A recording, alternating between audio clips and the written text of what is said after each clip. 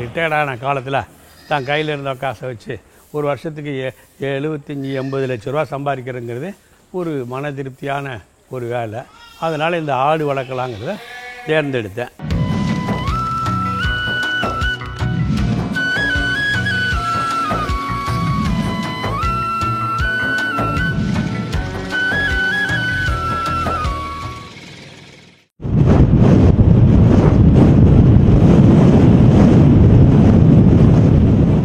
உலகத்தில் ரிட்டையர்மெண்ட்டே இல்லாத சில தொழில்களில் விவசாயம் ஒன்று. அந்த விவசாயத்துக்கு ரிட்டையர்மெண்ட் ஆன பிறகு அந்த கடைசி காலத்தை ஓரளவுக்கு சுமூகமாக ஒரு நல்ல இடத்துல இருக்கணும் நான் அப்படின்னு நினச்சிட்டு விவசாயம் பண்ணுறது தான் சுப்பையா. சுப்பையா ஒரு ரிட்டையர்டு அரசு அதிகாரி, தமிழ்நாடு அரசு அதிகாரியாக இருந்திருக்காரு. ரிட்டையர் ஆன பிறகு ஒரு 10-12 வருஷம் கழித்து தான் அவர் விவசாயம் பண்ணுறதுக்கே வந்திருக்காரு. விவசாயம் என்னுடைய கடைசி காலத்தில் ஓரளவுக்கு நான் வேறு எந்த பிரச்சனையை பற்றியும் யோசிக்காமல் குறைந்த உழைப்பில் ஆட்களும் குறைந்த அளவில் பயன்படுத்தி தன்னோட முதலீட்டை ஓரளவுக்கு சேஃபான ஒரு இடத்துல வச்சுட்டு தான் வேலை பார்க்கணும்னு நினச்சி தான் விவசாயத்துக்கு வந்திருக்காரு அவர். உத்தரமேரூர் பக்கத்தில் கம்மாளம்பூண்டின்னு ஒரு பகுதியில் தான் இவர் விவசாயம் பண்ணியிருக்காரு. கிட்டத்தட்ட 35 ஏக்கர் அந்த பகுதியில் விவசாயம் பண்ணிட்டுருக்காரு. முதல்ல நெல் விவசாயம் தான் ஆரம்பிச்சிருக்காரு. ஆனால் அதை விட நல்ல லாபம் கிடைக்கிற மாதிரியான சீக்கிரத்தில் லாபம் கிடைக்கிற மாதிரி ஒரு தொழிலில் போகணுன்றதுக்காக தான் ஆடு வளர்க்க ஆரம்பிச்சிருக்காரு. ஆடு வளர்த்து முதல் வருஷத்துலேயே நல்ல லாபம் கிடைச்சனால ஆடு வளர்த்து ஒரு பெரிய இண்டஸ்ட்ரியாக இருக்குது.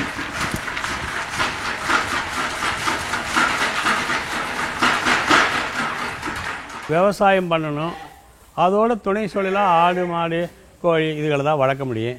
அதனால் நான் ஆடு வளர்க்குறதுக்கு இது வந்தேன். அதுலேயும் ஆடு வளர்க்குறதுல இது செம்பரி ஆடு. இது வருஷத்துக்கு ஒரு குட்டி தான் போடும். ஆனால் ரொம்ப வேகமாக வளர்ந்து வெயிட்டு போடும். நான் வெயிட்டு கணக்கில் தான் ஆடுகளை விற்கிறேன். இப்போ பீஸ் கணக்கில் இல்லாமல் 1 கிலோ 200 ரூபாய்ன்னு அதை கொடுக்குறேன். அதனால் இது ரொம்ப வேகமாக இது இந்த செம்பரி ஆடு வெயிட்டு கொடுக்கும், நிறையா இது கொடுக்கும். அதனால் இந்த ஆடை தேட மாட்டேன். வெள்ளாடு ஒரு 6 மாதத்துக்கு 2 குட்டி போடுவேன். இன்னொரு 6 மாதத்தில் 2 குட்டி போடும். வருஷத்துக்கு 2 தடவை ஈன்று வரும். இந்த முதல்ல போட்ட 2 குட்டி அது ஒரு 2 குட்டி போடுவேன். ஆக ஒரு வருஷத்துக்கு ஒரு 12 கருத்தரிக்கை கொஞ்சம் லேட்டுக்கிட்ட ஆச்சுன்னு சொன்னால் ஒரு வருஷத்துக்கு ஒரு மாதம் முன்ன பின்ன 6 குட்டி வந்துடுது. ஒரு ஆடு ஒரு வருஷத்தில் 6 குட்டி வருது. நான் குறைஞ்ச என்னுடைய எஸ்டிமேஷன் இது குறைஞ்சது 500 ஆடு வளர்க்குறதாக இருந்தது. ஒரு ஆடுக்கு 6 குட்டி கிடச்சுன்னா 500 ஆட்டுக்கு 3000 குட்டிகள் வரும்.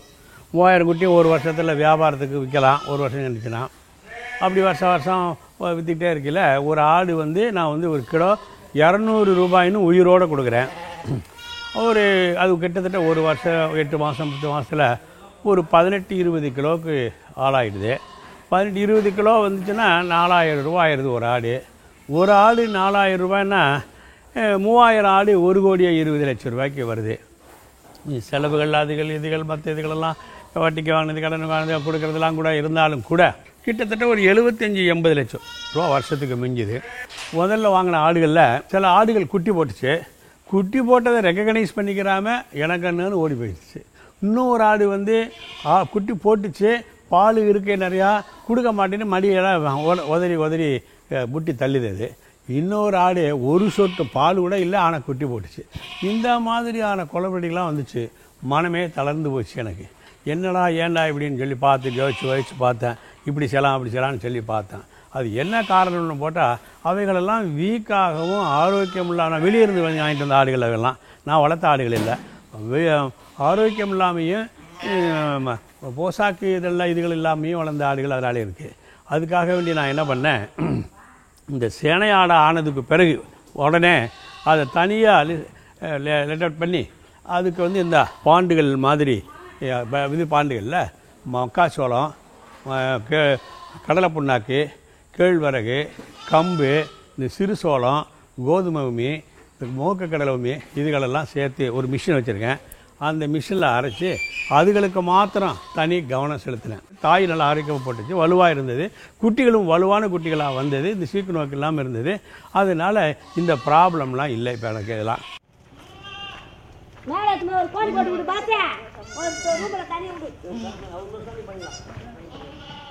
வாங்கின புதுசில் நிறைய ஆடுகள், ஒரு 30-40 ஆடுகள் 50 ஆடுகள் குட்டி போட்டுடும். ஒரு 2 குட்டி இருக்கும். அதில் மேய்ச்சலுக்கு போயிட்டு ஆடு உள்ளே வந்தால் எந்த குட்டி எந்த ஆடுன்னு இது போய் குட்டை போய் முட்டி தள்ளிடும், அது போய் முட்டி தள்ளும், இது போனால் உதவி. ஆடுகளுக்கு குட்டியும் போய் இதுதான் நம்ம தாயின்னு தேடி பார்க்குது, ஆடுகளும் நம்ம தானே ஒரே குளறுபடி. அதை தனிப்படுத்தி பிரித்து எல்லா ஆடுகளும் குட்டிகளும் நமக்கு ஒன்றா தான் தெரியுது, தனிப்படுத்தி பிரித்து பார்த்து அதில் ஒன்றோட சேர்க்க முடியல. அதனால் இந்த மாதிரி ஒரு தனி கவுண்டராக கொஞ்சம் ஆடுகள் ஒரு 40 ஆடு குட்டி போட்டால் 40 கவுண்டர் போட்டு குட்டி போட்ட ஆடையும் அந்த குட்டியை அந்த கவுண்டரில் போட்டுருவேன். ஒரு 10-15 நாள், ஒரு 15-20 நாள் அந்த கவுண்டரில் இருக்கும். அதுக்குள்ளேயே தீவனம் வைப்பேன், அதுக்குள்ளேயே தண்ணி வைப்பேன், அதுக்குள்ளே வச்சுருவேன். போட்டால் அது ஒன்று ரெகக்னைஸ் பண்ணிக்கிறது.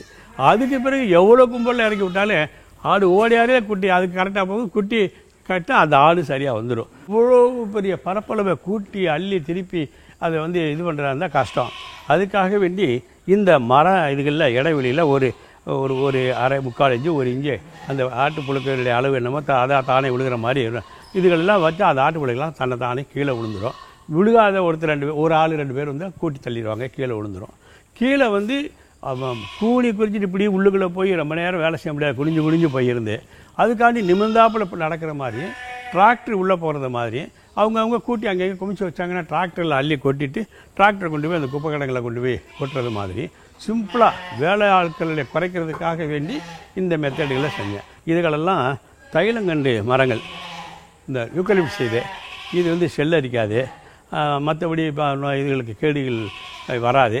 அதனால் யூக்கலிப்டஸ் மரங்களை மரம் எடுத்து அறுத்து இதுகளை வச்சேன். கீழே இருக்கிறதெல்லாம் இரும்பு கருடர்கள், அதனால் இது உடச்சிக்கிறாது, இது பண்ணிக்கிறாது. போனால் இந்த சாக்கை தான் போகும். ஒரு காலத்துக்கு பிறகு இந்த சாக்கையை கூட மாற்றிக்கலாம். அது ரொம்ப நாளாகும், ஏன்னா யூக்கலிப்டஸ் இதாக இருக்கிறதுனால அவ்வளோ சீக்கிரமாக இத்து போகாது. அது இது 110 அடி நீட்டில் 55 அடி அகலத்தில் இந்த ஷெட் இருக்குது. இது மேலே போட்டிருக்கிறதெல்லாம் அலுமினியம் ஷீட்டு. இது ஏன் அலுமினியம் ஷீட்டில் போட்டால் கூரை தான் பெஸ்ட்டு, தென்னை ஓலையோ அல்லது பனை ஓலையோ தான் பெஸ்ட்டு. அது ஆடுகளுக்கு கேடு விளைவிக்காது, அந்த இதுகள் வராது. அதுக்கு அடுத்தது பார்த்திங்கன்னா அலுமினியம் ஷீட்டு தான். இது கிட்டத்தட்ட 80 லட்சம் ரூபா ஆச்சு. இன்னும் எத்தனை 100 வருஷம் ஆனாலும் இந்த அலுமினியம் ஷீட்டுக்கு தீங்கு வராது. அப்படியே கீழே விழுந்து உடஞ்சி கிடிஞ்சு போனாலும் அடிச்சு உருட்டி கடையில் உண்டி போட்டால் நான் வாங்குறதில்ல. அப்போ விலைவாசி வேறு ஏறும், அலுமினியம் விலை ஏறும், பித்தளை விலை ஏறும், அது மாதிரி விலைவாசி ஏறும். நான் வாங்கின விலைக்கு குறைவு இல்லாமல் இது திருப்பி செகண்டாக இன்னும் 5 வருஷம் 10 வருஷம் 20 வருஷம் போட்டால் கூட வாங்கின விலைக்கு குறைச்சல். இதெல்லாம் எனக்கு அசட்டாக இருக்குது. தன்னுடைய ஒட்டுமொத்த வாழ்க்கையில் கிடைச்ச எல்லா பணத்தையும் நிலத்தில் போட்டு அதுலேருந்து கிடைக்கிற லாபத்துக்காக அவர் காத்துட்ருக்காரு.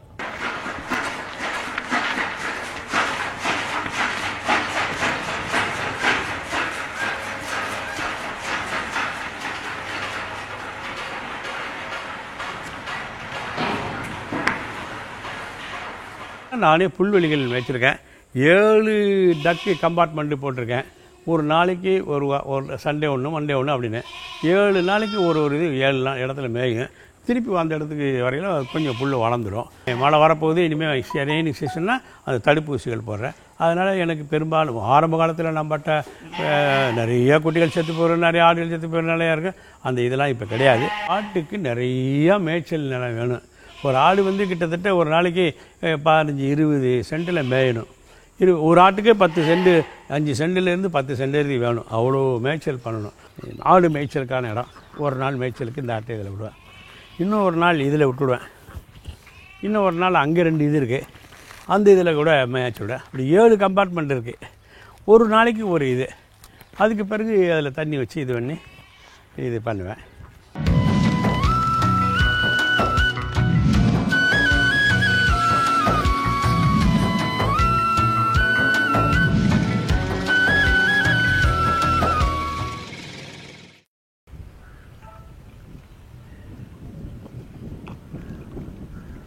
இவரோட நிலம் ஒரு 35 ஏக்கரில் இருக்குது. அதில் ஆடு வளர்க்குறதுக்காக மட்டுமே ஒரு 6-7 ஏக்கர் புல் தீவனம் வளர்க்குறதுக்காக பயன்படுத்திகிட்டு இருக்கிறாரு.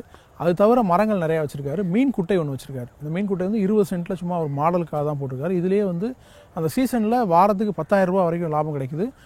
இந்த நல்லா லாபம் கிடைக்கணும் அப்படின்னா நான் ஒரு ஏக்கரில் இந்த இடத்துல மீன் குட்டை அமைக்க போகிறேன். வெவ்வேறு பருவத்தில் எடுக்கிற மாதிரியான அறுவடை எடுக்கிற மாதிரியான மீன் குட்டைகள் கட்டுறதுக்கான பிளானில் வச்சுட்டு இருக்கேன். அதையும் நான் தொடர்ந்து செய்ய போகிறேன்னு சொன்னார்.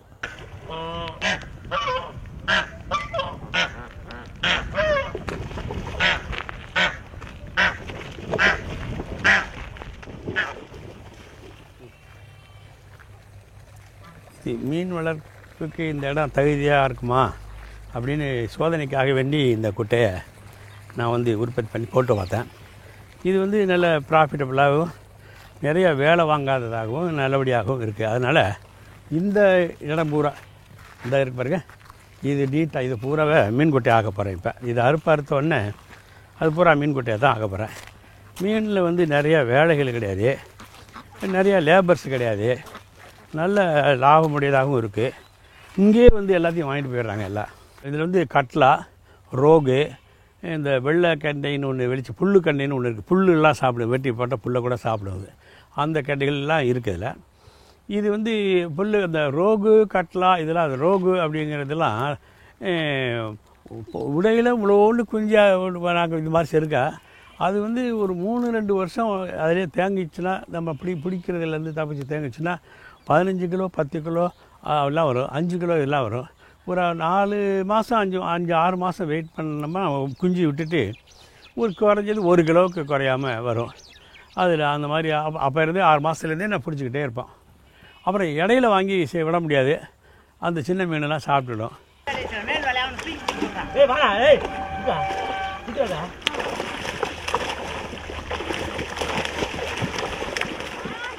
மாடர்ன் ரைஸ் மில்லில் இருக்கிற தவிடு வாங்கிட்டு வந்து இந்த ராத்திரியே இரவில் கடலை புண்ணாக்கு ஊற போட்டு வச்சுருப்போம். அந்த தண்ணியில் எடுத்து கொஞ்சம் இதாக இருக்கிற தண்ணியில் எடுத்து லிக்விடாக இருக்கிற தண்ணியில் எடுத்து இந்த உருண்டையை உருட்டி கிட்டத்தட்ட யானைக்கு கொடுக்குற மாதிரியான உருண்டைகளாக ஒரு தேங்காய் ஒரு கொப்பரை தேங்காய் தண்ணி உருட்டி இங்கே இந்த இதுகள் இருக்குது டப்புகள் அதில் போட்டு உள்ளே இறக்கி விட்டுடும். அது அவ்வளோதான் ஏறும். அப்புறம் மூளைக்கு மூளை பசுமாட்டு சாணத்தை கொண்டாந்து மூளைக்கு மூளை கொட்டுரும். அந்த பசுமாட்டு சாணத்தில் வந்து புழு பூச்சிகள் உருவாகக்கூடிய ஒரு தன்மை அந்த சாணத்துக்கு உண்டு. அதனால் இது கூட்டுறதுனால டைரெக்டாக அதை திங்காட்டாலும் அதிலிருந்து உருவாகிற புழு பூச்சிகளை அந்த மீன்கள் இளமை பருவத்துக்கு திங்கிறதுக்கு அது யூஸாக இருக்குது. முக்கியமாக இது தவிடு ஒன்று தான் நம்ம போட்டுக்கிட்டு 15-20 சென்ட்டுக்குள்ளே தான் இருக்கும். வந்து வாரத்துக்கு எனக்கு வந்து ஞாயிற்றுக்கிழமை பிடிக்கிறேன். ஞாயிற்றுக்கிழமை இந்த ஊர்க்காரங்கெல்லாம் வந்து நேரம் நின்று வரிசையில் நின்று வாங்கிட்டு போயிடுவாங்க. எனக்கு ஒரு வாரத்துக்கு 10,000 ரூபாய்க்கு கிடைக்கும். இந்த தென்னைமரம் அந்த சைடில் ஒரு கிணறு இருக்குது. அங்கே வந்து சோலார் சிஸ்டத்தில் அந்த தண்ணி வருது. இதை எழுதி வந்து இதில் தண்ணி பாஞ்சிட்டு கிடக்குதுல. இப்போ இது வந்து 5 அடி 6 அடி இருந்தாலே போகும். நான் 10 அடி ஆழத்துக்கு இது தோண்டியிருக்கேன். 20 சென்ட்டில் ஒரு மாதிரி மீன் குட்டையை தான் அமைச்சிருக்காரு. இவரோட எய்ம் வந்து 1 ஏக்கரில் அந்த இடத்துல பெரிய அளவோட மீன் குட்டைகளை அமைக்கணும் அப்படிங்கிறது தான். அதுவும் கூட தொடர்ந்து எல்லா நாட்களையும் மீன் எடுக்கிற மாதிரியான வெவ்வேறு குட்டைகளை வந்து அமைக்கிறதுக்கான ஒரு தீவிரமான முயற்சியில் இருக்கிறாரு. கிணறு வந்து ஒரு 5-6-7 கிணறு இருக்குது. ஒவ்வொரு கிணறுலேயும் மோட்டர் இருக்குது, நீர்மூழ்கி மோட்ரு போட்டிருக்கேன். 3 கிணறுக்கு சோலார் சிஸ்டத்தில் வச்சுருக்கேன். சோலார் சிஸ்டம் இருக்கிறதுலேயே சாதாரண கரண்ட் இதுலேயும் இருக்குது. இங்கே வந்து கரண்ட்டு அடிக்கடி வராது, ஃப்ரீ கரண்ட்டும் இருக்குது. அதுவும் சரியாக வேலை செய்யாட்டால் சோலாரை போடுவேன். சோலாரு சரியாக இல்லைன்னா ஜெனரேட்டர் வச்சுருக்கேன். 25 kg இதில் கேவியில் ஜெனரேட்டர் இருக்குது. எதனாலும் தண்ணீர் கஷ்டம் இல்லாமல் இருக்குது. கிணறு ஏரி பக்கத்தில் இருக்கிறதுனால கிணறுகள்லேயும் தண்ணி போதுமான அளவுக்கு கொடுக்குது. ரொம்ப சம்மரில் மே ஜூன் ஏப்ரல் அதில் தான் கொஞ்சம் தண்ணி கஷ்டமாக இருக்கும். அப்போல்லாம் தண்ணி கொஞ்சம் கஷ்டப்படுவேன்.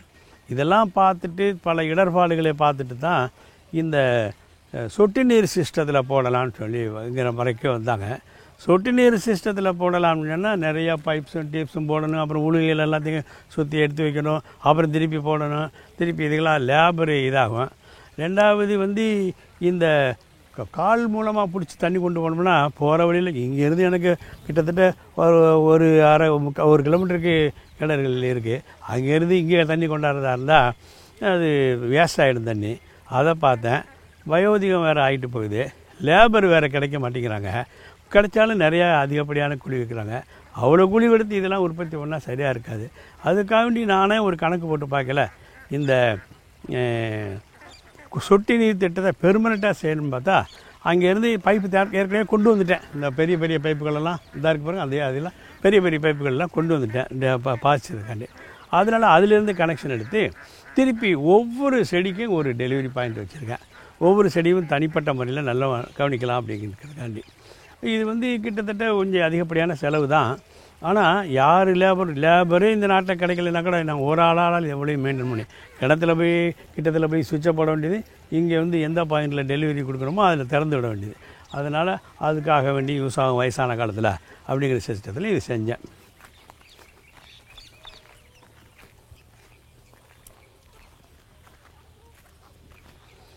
எங்கே தண்ணி உடச்சிக்கிருச்சா?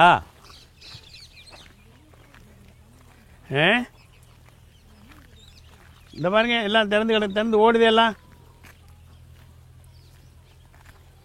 எல்லாத்துக்கும் பாயிலையே, ஒரு வருஷம் அந்த ஒரு வருஷம் பாயுது. அது கூட இப்போ தான் பாயுது. இது இங்கிலீஷ் வாத்துன்னு பேர். இது ஒரு வாத்து 150 ரூபாய்க்கு விற்கலாம். செலவு 50 ரூபா தான். நம்மள்கிட்ட முட்டை பொரிச்சு அதை வச்சோம்னா 50 ரூபா வரும். 6 மத்தியில் நம்ம 150 ரூபாய்க்கு விற்கலாம். அதை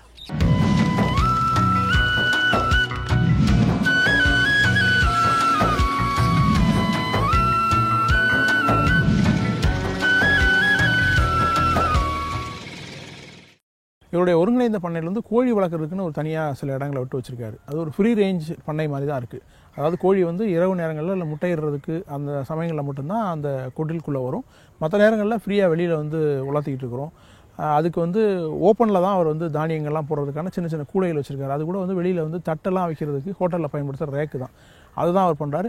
இவர் எல்லாத்தையும் டிசைன் பண்ணுறாரு. எனக்கு என்ன வேணுமோ, எனக்கு என்ன தெரியுமோ அதுலேருந்து நான் ஒரு டிசைனை ரெடி பண்ணுறேன்றார். அந்த கோழி முட்டையிலேருந்து குஞ்சு பொரிக்கிறதுக்கான மிஷினாக இருக்கட்டும், அல்லது கோழியை வளர்க்குறதுக்காக போட்டிருக்க சின்ன சின்ன தொட்டிலாக இருக்கட்டும், எல்லாமே இவரோட தேவைக்கு ஏற்ற மாதிரி இவர் டிசைன் பண்ணிக்கிறார்.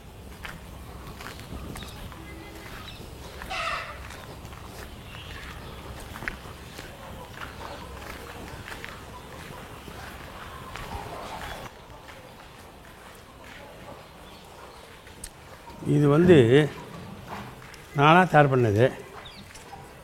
இந்த இது ஹோட்டல்ஸில் அந்த பிளேட்டுகளை வைக்கிறதுக்கு வச்சுருப்பாங்க. சாப்பாட்டு பிளேட்டுகளை அதில் அடுக்கி வைப்பாங்க. எல்லாம் பாத்திரம் கழுவிட்டு வைப்பாங்க. அது இந்த டப்பா நானாக செஞ்சு இதில் சொறி வச்சேன். இது கோழி இதுக்கு இடையில் மூக்க விட்டு சாப்பிடும். வேஸ்ட்டு பண்ணாது. எதுவுமே வேஸ்ட் ஆகாமல் இருக்கிறதுக்காண்டி இந்த மெத்தடு இல்லை இறக்கூண்டி தயார் பண்ணேன்.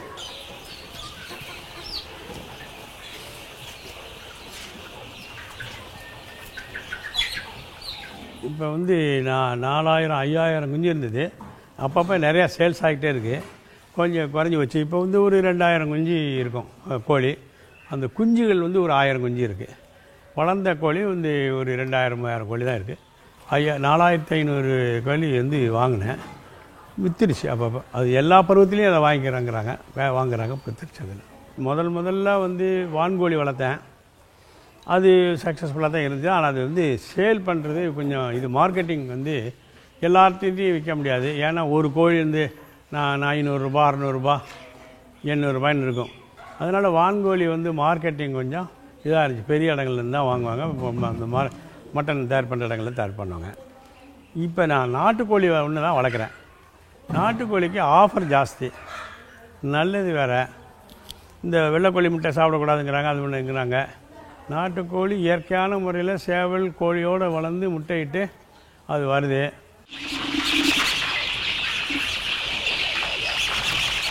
காலையில் திறந்து விட்டுவிடுவேன், சாயந்தரம் பிடிச்சி அடைச்சிடுவேன். 2 காலையில் ஒரு முறையும் ஈவினிங்கில் ஒரு முறையும். இப்போ 4-5 மணிக்கு ஒரு தடவை முறை போடுவாங்க. அப்போ எல்லா கோழிகளும் தானே வந்தோடனே ஈஸியாக அந்த கதவுகளை திறந்துட்டு உள்ளே அனுப்பிச்சிடுவாங்க. மக்காச்சோளம், கடலை புண்ணாக்கு, கேழ்வரகு, கம்பு, இன்னும் ஒரு நாட்டுச்சோளம், இதுகளெல்லாம் மிக்ஸ் பண்ணி காம்பினேஷன் இருக்குது. இது இத்தனை பர்சன்டேஜ், அது அத்தனை பர்சன்டேஜ், அது போட்டு மினரல் உப்பு இதெல்லாம் போட்டு அரைச்சி ஒரு முறை வச்சிடறோம். அப்புறம் இன்னொரு முறை நெல், கோதுமை, அரிசி இந்த மாதிரி தடவை இதாகவும் ஒரு முறை சாயந்தரமாக வைக்கிறோம். 2 வகையான ஆகாரம் கொடுக்குறோம். ப்ரிப்பேர் பண்ண ஆகாரம் இந்த மெத்தடு பிரகாரம் நம்ம நாட்டு தானியங்களே, நம்ம விளைஞ்ச தானியங்களே அதை பவுடராக்கி, நைஸ் பவுடராக இல்லை, ஒரு இதான பவுடராக்கி அதுகளை வைக்கிறோம். இன்னொன்று தானிய வகைகளை நேரடியாகவே வைக்கிறோம். 3 மாதத்துக்கு ஒரு தடவை அந்த குடல் புழு நீக்கம், அப்புறம் அதை இந்த அம்மைகள் மாதிரி வர இராணிக்கட்டு மற்ற நோய்கள் வராமல் இருக்கிறதுக்கு அது இங்கிலீஷ் மெடிசனில் தான் இருக்குது. தமிழ் மெடிசனில் வந்து இலதழைகள், வெங்காயம், சிறு சாம்பார் வெங்காயம் இதுகளை நறுக்கி போட்டு அது மாதிரி வராமல் இருக்குது. வசம்புன்னு ஒரு இது இருக்குது, அது கொஞ்சம் கசப்பாக இருக்கும். அது கிருமி நாசினி. அது இந்த செல்லு பிடிச்சிருச்சுன்னா அதுதான் அந்த காலத்தில் பழங்காலத்தில் கூரை வீடுகள்லாம் கூட செல்லு ஏறிடும். கோழிக்கூட்டத்தில் இருக்கிற செல்லு வீடெல்லாம் கூட ஏறிடும். அப்போ அந்த வசம்பை நல்லா அரைச்சி வடிகட்டி ஸ்ப்ரேயரில் வச்சு ஸ்ப்ரே பண்ணி விட்டுரும். கோழியில் ரொம்ப வருமானம் வந்து அவ்வளோ பிரமாதமாக சொல்ல முடியாது. வருஷத்துக்கு ஒரு 6-7 லட்ச ரூபா, 5-6 லட்ச ரூபா வரும். தீவனங்கள், செலவுகள் அதெல்லாம் போக. ஆடில் தான் நிறையா லாபம் வரும். இது எலுமிச்சை மரம். இது பெருசாக ஆக்கினோம்னா இதில் கோழிகள் போய் நின்று மேயறதுக்கு இதாக இருக்கும், நிழல் கிடைக்கும் அப்படிங்கிறதுக்காண்டி இதை வளர்க்குறேன். எலுமிச்சம்பழத்துலேயும் ஒரு வருமானம் வரும். அதனால் இந்த எலுமிச்சஞ்செடிகள் இன்னும் கொஞ்சம் பெருசாகி விட்டுட்டோம்னா இருக்கேன். இந்த ஒவ்வொரு எலுமிச்சை செடிக்கும் ஒரு டெலிவரி இது வச்சுருக்கேன். தண்ணிகள்லாம் வேஸ்ட் இல்லாமல் இது பண்ணாமல் ஒவ்வொரு இது அந்த இதை திறந்து விட்டோம்னா அந்த இங்கே இருக்குல்ல, இதை திறந்து விட்டோம்னா ஒன்று ஒன்றா பாயும். வேஸ்டேஜ் இருக்காது செடி. அதனால் அதுகளை வச்சுருக்கேன். கொடுத்து அதுக்கு உரம் வச்சு இது பண்ணணும். ஆட்டுச்சாணம், மாட்டுச்சாணம், அந்த வேறு ஆர்கானிக் உரங்கள் வச்சு அது செடிகளை வளர்க்கணும். அது மாதிரி வளர்த்து தான் இந்த இது ஒரு எலுமிச்சை. இப்போ இதில் கூட நிறையா கோழிகள் போய் அடைஞ்சிக்கிறோம். அதுக்காண்டி வளர்க்குறேன். ஒரே இதில் 2 லாபம். இது எலுமிச்சம்பழமும் ஒரு நாளைக்கு 1000 ரூபாய்க்கு எலுமிச்சம்பழம் கொடுக்கலாம். இவ்வளவு செடி காப்பாற்றிட்டோம்னா ஒரு கிலோ 50 ரூபாய்க்கு கொடுக்குறேன். ஒரு கிலோ எலுமிச்சம்பழத்தை. இதுலேயே எத்தனையோ கிலோ எலுமிச்சம்பழம் வரும். அதுவும் வரும். கோழிகளுக்கு அடையாளுக்கு இதாகி இருக்கும். இது ரொம்ப காலம் ஒரு மரம் வந்து எலுமிச்சை மரம் 10-15 வருஷத்துக்கு இருக்கும். அது 20 வருஷத்துக்கு கூட இருக்குது. வீட்டில் ஒரு வச்சுருக்கேன். 20 வருஷமாக கூட இருக்குது. அதனால் நிறையா பராமரிப்பு செலவு கம்மி. அதனால் இதை வச்சுருக்கேன். கோழிகளுக்கு நிழல், எனக்கு எலுமிச்சம்பழத்தில் லாபம்.